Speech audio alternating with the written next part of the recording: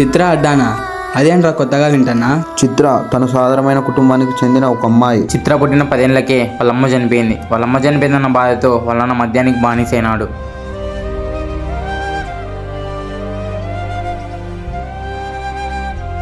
మద్యానికి బానిసైన వాళ్ళ నాన్న కూడా ఎక్కువ రోజుల కంటే బతకలేదు. అలా చూస్తూ చిత్ర పెద్దదైపోయింది.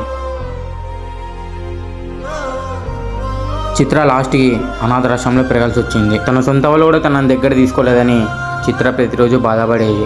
అప్పుడప్పుడు చిత్ర ఒక చెట్టు కింద కూర్చొని బాధపడేది, నాకంటూ ఎవరు లేరా అని. కష్టం వచ్చినా బాధ వచ్చినా ఆ చెట్టుకు చెప్పుకొని కుమిలిపోయేది.